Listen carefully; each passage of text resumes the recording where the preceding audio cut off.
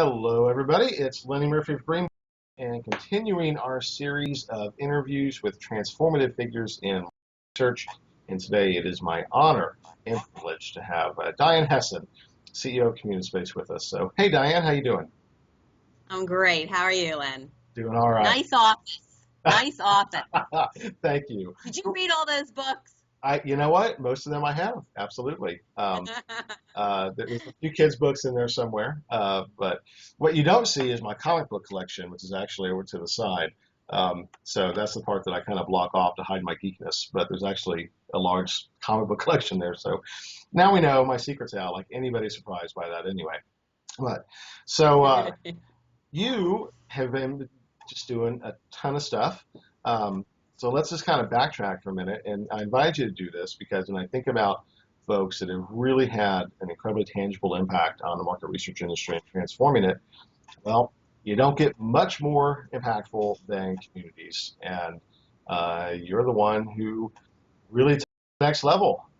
So why don't we talk a little bit about kind of the history of Communispace for those who may not know and where you came from and where you are today, and then we'll just go from there. Sure. Okay. So talk, brag. What? Start from the beginning? Yeah, talk. Back in the stages? Yes, yes. Yeah. Okay. I don't know how much detail to go into, but basically, I always say we started the company at the turn of the century, Mhm. and I guess that was 13 years ago. At the time, believe it or not, most of us weren't really sure what the internet was going to mean in our lives. And the pundits used to talk about the three C's: content, commerce, community. Content, of course, was that all the information in the world would be at our fingertips. We'd no longer need encyclopedias. I thought that was unbelievable, and it turned out to be true. Yep. Commerce was that we would buy so much online that maybe stores and, in-person shopping would be irrelevant. That turned out not to be true, but of course, e-commerce is a huge force in our lives. And the third C was community, and community meant that the web was going to transform the way people had conversations with and interacted with each other. And I thought that was one of the most interesting possible things I could think of. If you know me, you know that I'm kind of a community person. I love networking. I love interacting with people. I thought this was a great thing for me to play around with. And most of what was going on with community at the time was, fluff. It was, we learned community by getting on AOL and being in a chat room and having a weird screen name and having our first conversations with strangers and people who we had never met. And we had a theory that community would not only apply to that, but that it would completely transform the way conversations would happen within organizations and, of course, between organizations and their consumers or customers, depending on whether it was B2B or B2C.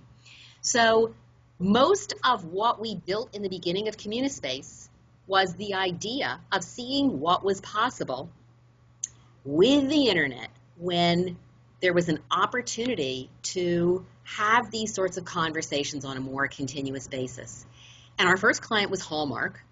I won't go into all of the things that we had done wrong, but Tom Brailsford, who at the time was head of advanced knowledge at Hallmark, was our first client.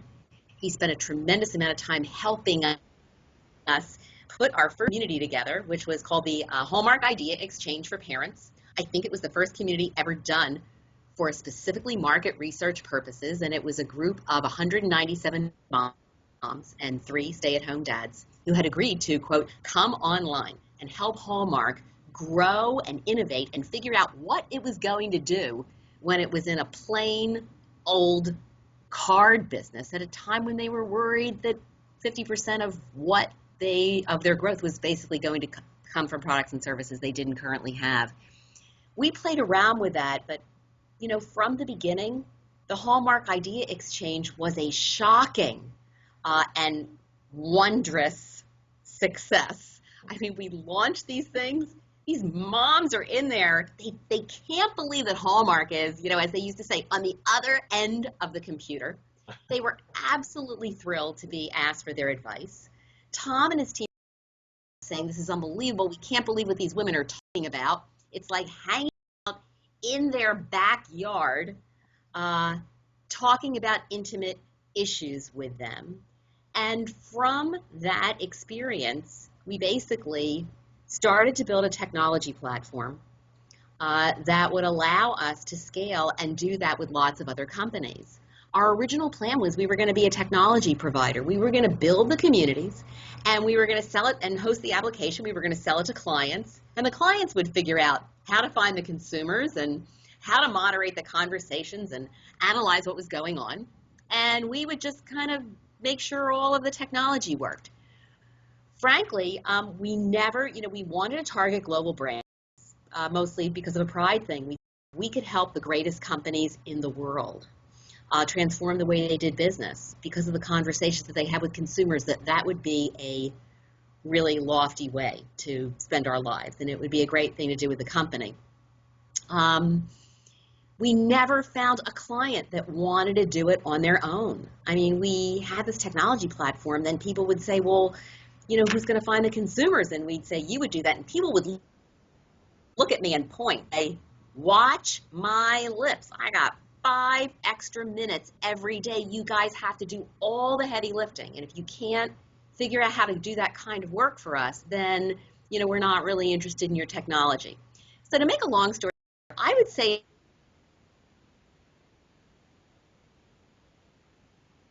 Oh, Diane, I think we may have lost. very adventurous clients who helped us create our business. We made a zillion mistakes. We built communities and no one came.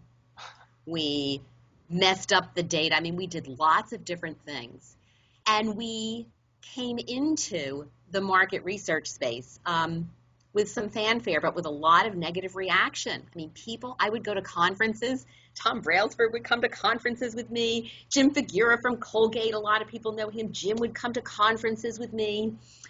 Stacy Hammond, who was our client at Charles Schwab, would come to conferences. We'd sit up there, and people would literally stand up and say, this is not legitimate. Yeah. They'd say, nobody's on the web. Why would who are these people? Like, why would any normal consumer ever come online and just talk to a brand? This is not representative. This is not statistically significant. Why would you ever ask a consumer more than one question at a time? A continuous relationship is just against everything we believe. What kept us going was that our clients loved their communities.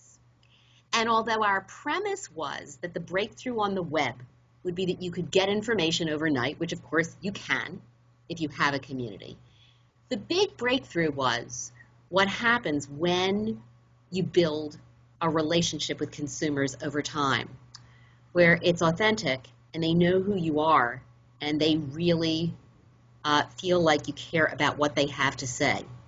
When you do that, what they're willing to tell you and how hard they work and how honest and open they are and how creative they ultimately become is astounding. And so the breakthrough was what you can learn about consumers when you take a risk and build intimacy as opposed to tonnage when you're trying to get consumer insight. And our clients were hearing and learning things that had never really occurred to them before. And that was what kept us going, that most of the people who hated us were non-clients. And I literally, now people say, Diane, you guys are you're so obsessed with your clients. I go to conferences, I bring clients, constantly on the road talking to clients, but I am absolutely, as much as I feel very proud to be called a pioneer in the industry, I will tell you that we would be dead without the early dozen clients who took a risk and pushed us and stretched us and really tried to help us figure out what this was and what we could do to kind of transform those kinds of conversations. So, now we have over 200 clients. We got about 500 employees. We're about to launch our 700th community.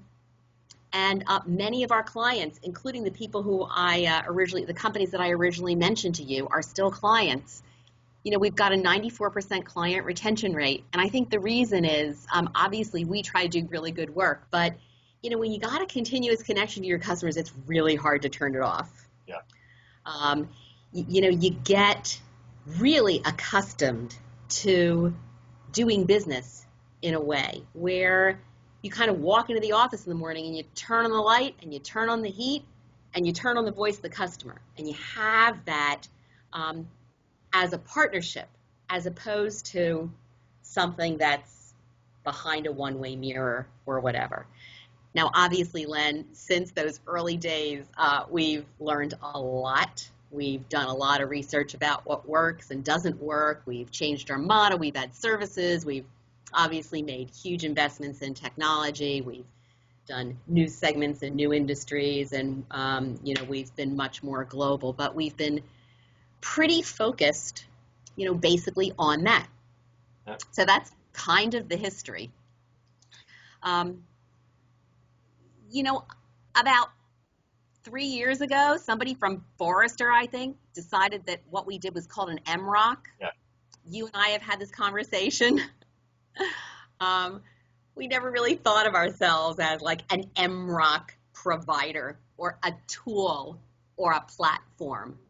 I think we've always thought of ourselves as a company that's trying to help brands collaborate with and get inspiration from their consumers.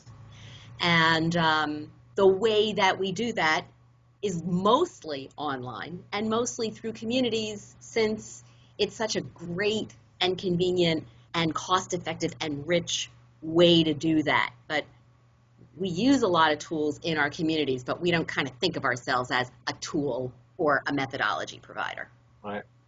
Well, first, it's an incredibly inspiring story, and and you are a pioneer, so hats off. You deserve that. Kudos. And I think what's really interesting is thinking about that idea of focused on the client and going through the iterative process of developing your business, focused on that primary issue, how to serve the client best. And it's interesting. So for those who are naysayers, I'm involved and know quite a few other initiatives that are client-driven to identify new companies and new approaches and sometimes technology, sometimes services that are effectively incubating them.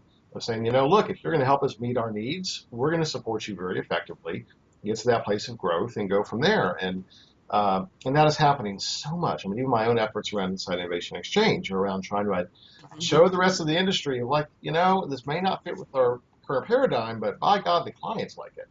And we better be paying attention to that. So. Absolutely. It's funny. A lot of, as you can imagine, a lot of startups in the research space will come out to Boston, to our headquarters, and sit down with me and say, okay, so, what do you think? And what do you think about our business model and everything? And, sometimes I'll sit with people and go, I don't get what you're doing. Or I'll say, I get what you're doing, but I don't like it. Or I don't get the value or whatever. And it's funny because, of course, as I say that, I'm looking down, watching myself say that, but I do remember when people said that to me. So what I try to say in the next sentence is, okay, now that I told you that, I don't get it, or I'm not really sure it's legit, or whatever else, let's talk about what happens if I'm wrong and how this changes things. And I have learned, because of our own experience, to just be much more open about new things and new providers and new ideas, because, not all of them are going to work, but, some of them will be transformative, and, I want to partner with those people. Sure. No, absolutely. And I think that we both know lots of examples of companies like that. And what's even more validating is seeing the movement into that from companies outside the research space. I mean, I think one of the most current ones is Google, right? So it's coming like Google Right. and says, yeah, there's something here. We're going to invest in resources and build a business around this. Then, that's pretty good validation. So even as they've incorporated models like Google Hangouts, Google Plus, is that a replacement for communities? No, not at all.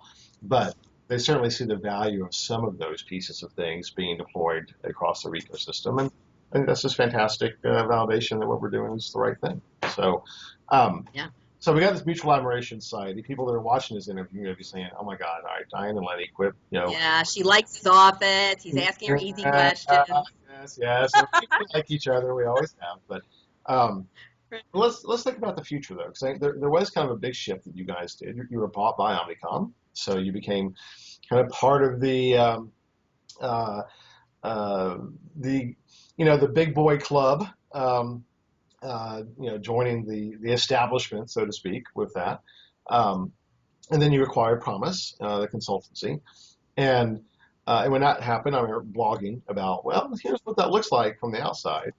This idea of, really embracing that service business and expanding that consultancy and trying to move things upstream versus more the tech play. And I've had debates about the value of the data aspects of communities versus the service aspects of communities. But now you're kind of a year in to the Promise relationship, about a year, right? 2 years into the Omnicom relationship. And where do things look now? So as you're looking at the next phase of Communispace's growth and where your next 500 clients are going to come from and what they're going to be looking for, uh, what's happening? Where are you going to go? Uh, I lost you a little bit there, but can you hear me now? I can, yeah. I got the little red box internet connection problem. Sorry. The Just play prognosticator. Tell me about where you're going and what do you think the future looks like. Uh, can you hear me? Do a test. You can hear me now, right? Because I that little can. red box went away. I can. Yeah. Sorry. The joy of Skype. Yeah. So tell me about Okay. the future. Tell me about the future, Diane. Go for it. Okay. So, first of all, we did not sell to Omnicom to get out and do our exit. In fact, the entire management team here in January of 2001 when we did the sale is still around, and we kind of feel like these are the good old days. We sold to Omnicom basically for one major reason, which is that most of our clients are global brands, and we needed to be global much more quickly. Uh, going into China aggressively and just figuring that out it was less about money because we actually had a lot of money in the bank at the time. It was more about expertise and handling things in the back end that we just didn't know how to do. So we largely sold the company because we wanted to be a global enterprise more quickly. And Omnicom said that they would help us be global. They said that as long as we made our numbers, they would completely leave us alone, and we would have an opportunity to be part of a family full of organizations with incredible capability, whether it was one of the great ad agencies or PR firms that's a part of Omnicom, or whether it's the big data firms that they've been building, like Analect and Acquiem, where we are able to partner with people who kind of really understand the big data space. So we had partners, we had a chance to be global, and we had a way to keep Communispace and its culture intact and independent. And that's basically why we did it. So we're all here, we're all having a great time, and they're leaving us alone and doing whatever they can to help us. So that's kind of the Omnicom thing. I think it's actually worked out really, really well. The reason that, and we've always been really, really interested in not only building our own capability. I mean, we put a tremendous amount of money into our technology platform, but we also know that if we're trying to service our clients in a changing world, sometimes it's faster and better to just buy the capability. So we're really, really interested in acquisitions, and I've talked to other companies also, but Promise was very important and very strategic for us. A, because it allowed us to aggressively expand in Europe, which is a really great market for us. So we now have over 100 people, just in our London office, and probably 60 clients there. So part of that was part of our global strategy. And the other thing is that Promise had a phenomenal capability to do more important, higher impact work that we wanted to do. They had the consulting services and the processes that allowed us not only to do good work in our community on what we might be doing that we needed to learn about, a space that we pioneered, but they also have phenomenal offline capability, because sometimes the issues are so big and the potential impact is so enormous that in addition to what you have with the community as an asset, you just need to get 60 consumers and 12 clients in a ballroom for a day and hash it out. Right. And of course, that's a really scary thing to do if you're trying to make it up. And we needed people who understood innovation, who understood big transformation.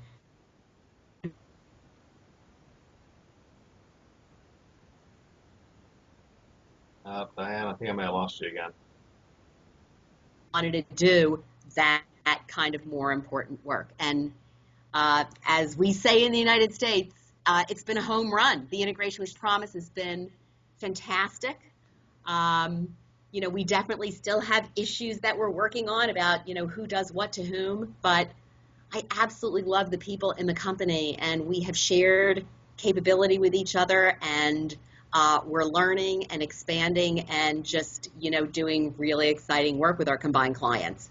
So it's been a lot of fun. It's always challenging to put organizations together and to figure out how you integrate everything, especially when you're across the pond. So we've got, very organized and very systematic, and at times a little too bureaucratic about how we did that. But I think we're on the other side of it now.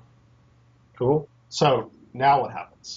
You've made Yeah. these investments, you've had these acquisitions, you've got these global partners for scaling growth. Technology's changing, right? Business needs continue to evolve. So what's Communispace look like 5 years from now? Yeah. Well, so first of all, let me kind of ground it back in the way that we think about ourselves. So, we've never thought of ourselves as a traditional market research firm, because for us it hasn't been about the methodology. So underscoring everything we do is this notion that companies can grow and innovate by collaborating with and co-creating with their consumers.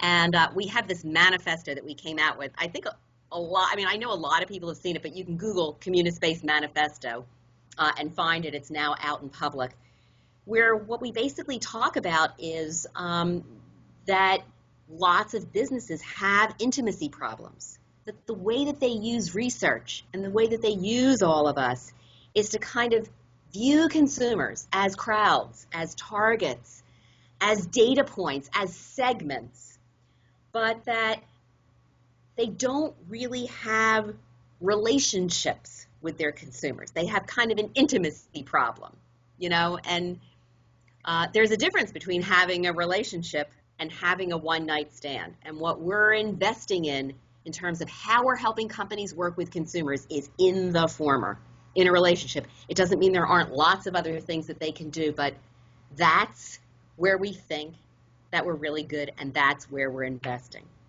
So that's a piece of this. And the other piece of it is that from where we sit, we believe that we live in a world where there is more and more and more data, and more and more and more ways, sometimes very sexy ways, to get the data.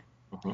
But where we have less meaning and less inspiration and less insight.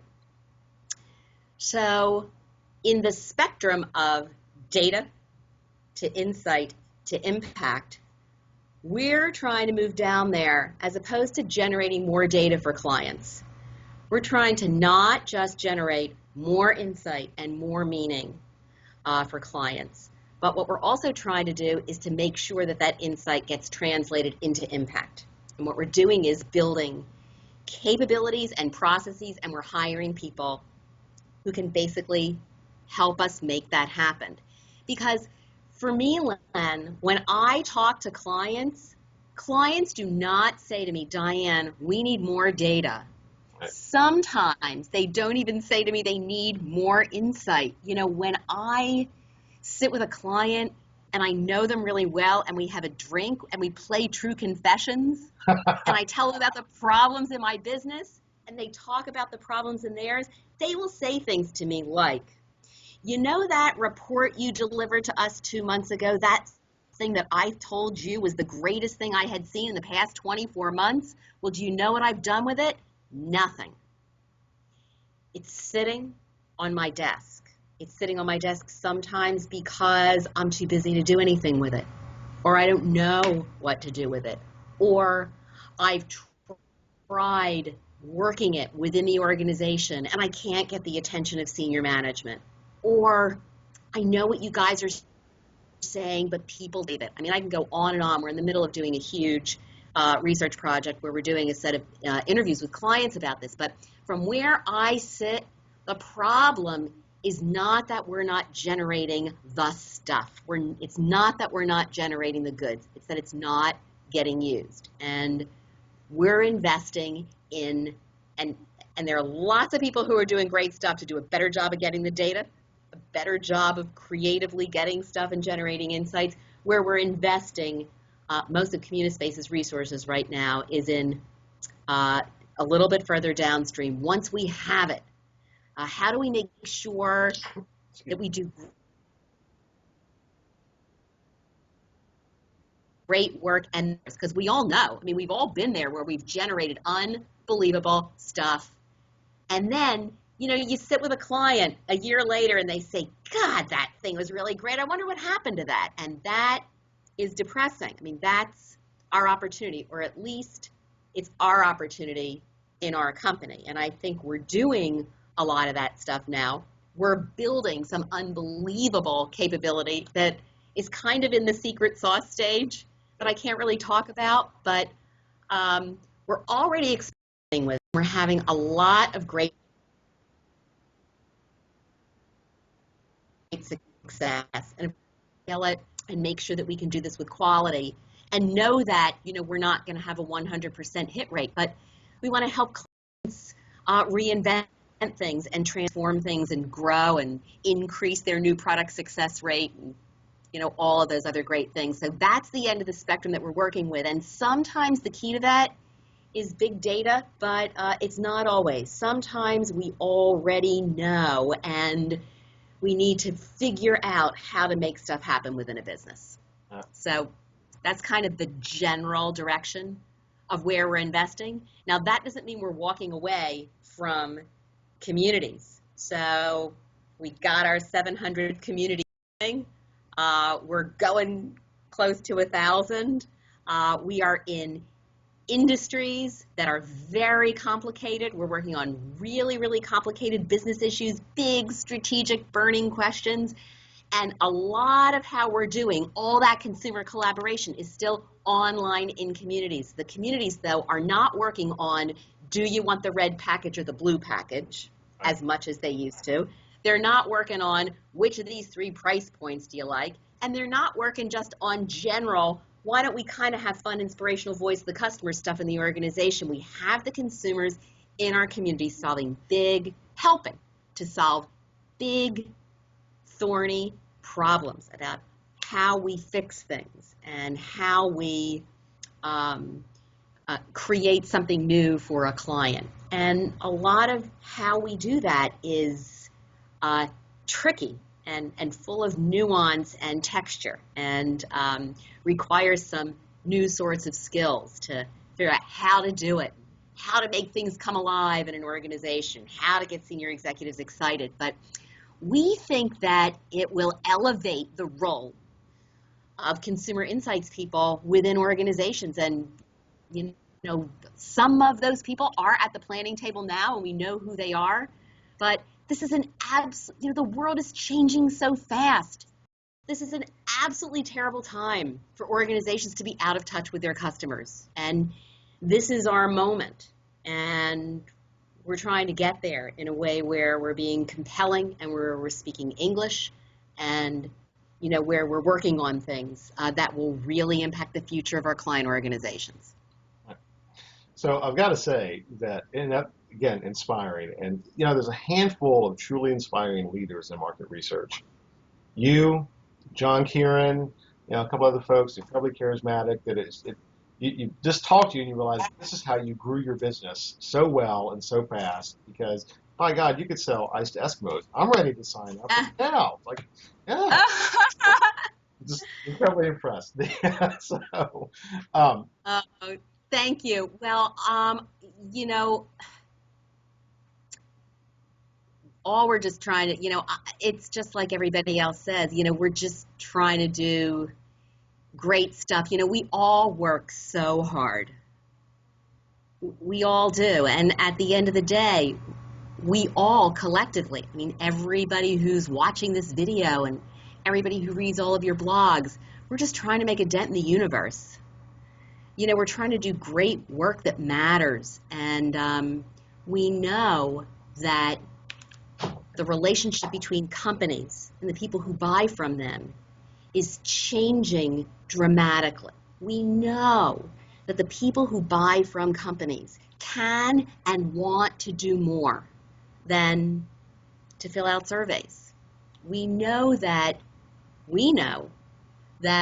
you don't have to screen for super, super creative, brilliant, expert consumers. We are learning that with the right approaches and a trusting environment, consumers are inherently creative and they don't really need a lot from you to be able to, open up their hearts. We know that when we work with financial services clients, you're going to work on a financial services community. You think they're going to be talking about annuities and codicils and, this plan and that plan and, this interest rate and that interest rate. What are they talking about? They're talking about their fears, their dreams, their frustrations, their health, their families. I mean, these are the things that people are worrying about. They're not always worried about and wanting the things that we think they want. And we're trying to go deep there. We're trying to help our clients do way more than walk in their customers' shoes, but to partner with their consumers. And it's such inspiring work. So you can tell I'm all worked up about it. Yeah, absolutely. Um, so we're closing on 30 minutes. And relationship that companies can have with their consumers online, but we are not an MROC from. So that's kind of the plan.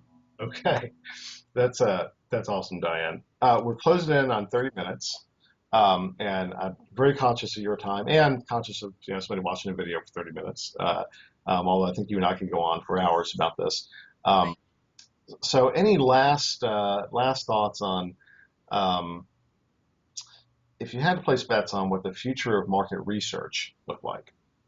Um, I expect I know your answer here is, but tell me what you think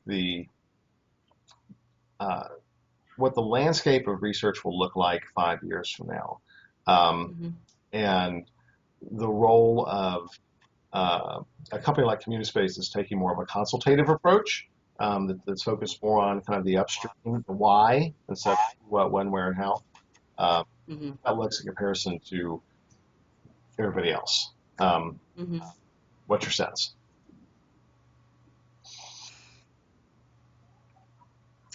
You know, I think broadly, there's a role,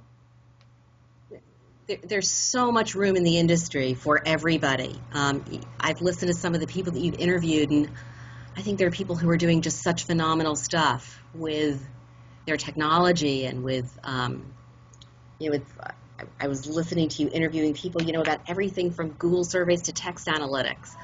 I just want, personally, I want executives to know their consumers as well as they know their numbers. Hmm. I mean, as a CEO, that's what I want. I mean, I spend a lot of time with customers, but if I know our clients as well as I know our numbers, we're having a great year because we're in touch, and what we're doing is relevant, and what we're doing is solving business problems as opposed to going out there and going, community, community, community, or whatever else, because people don't want to hear about us. So I guess that's what I hope the future is, that we can collectively, with however we're approaching it, elevate the view of the people who are sitting in the corner office, so that they can, move forward, as opposed to having consumers at a distance, so that they really know and understand them. I think consumers want to buy from companies that understand them and make them feel important, and I think that's part of our role. So that's what I would hope for in the next couple of years. Very cool. Again, I have to say, this is probably the most inspiring of all the interviews that I've done. It's like a self-help session, all fired up, go team, yay! So, um, Yeah. Diane, thank you. It's always a pleasure, and a rare pleasure, unfortunately, to be able to sit down and chat with you. And I'm glad that this time we were able to share that with whoever's choosing to watch this. And thanks. I appreciate it very much. All So, right. Thanks, Len. all right, See you thanks. later. All right. Bye.